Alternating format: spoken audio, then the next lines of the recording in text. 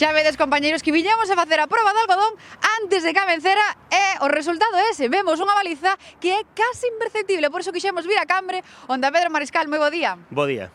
Pedro Mariscal, secretario provincial da Asociación Unificada da Garda Civil na Coruña. A pregunta é clara: a baliza vai a evitar máis accidentes cos triángulos? Non os vai evitar. Vai provocar situacións na carretera bastante peligrosas. Porque estamos a ver que aínda non amenceu e a baliza casi non se ve. Non, aparte, según a carretera, por exemplo, nesta carretera onde ten un túnel, cambios de rasante e demais, a baliza só é visible cando xa estás encima dela. Entón non vai evitar os problemas de accidentes e demais. De feito, a Dirección Xeral de Tráfico acaba de anunciar que é a primeira das medidas. Vos que opinades? Nos opinamos que se son medidas como esta da baliza, na que non se consensou coas asociacións de condutores e demais, van a ser medidas que o mesmo non resultan efectivas e volven ser polémicas, volven ser medidas que non beneficiarán a ninguén.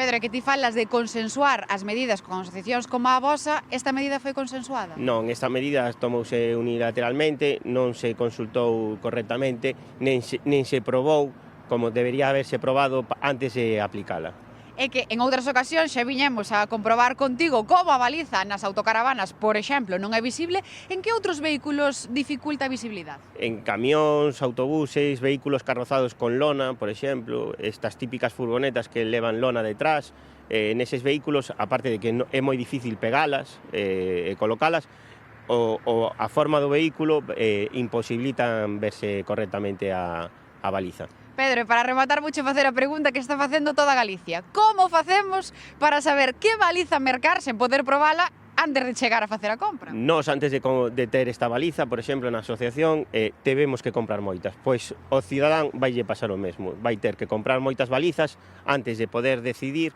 que baliza é a correcta. O mesmo, compra unha baliza e pasalle como este fin de semana que a DXT unilateralmente decidiu que non eran homologadas. A sorte que teñan de que comprar unha e que sexa correcta. Pois Pedro, moitísimas grazas por atendernos. Vou cruzar os dedos para que non nos pase nada ahora que temos aquí a baliza e os condutores vennos cando están encima nosa, compañeiros.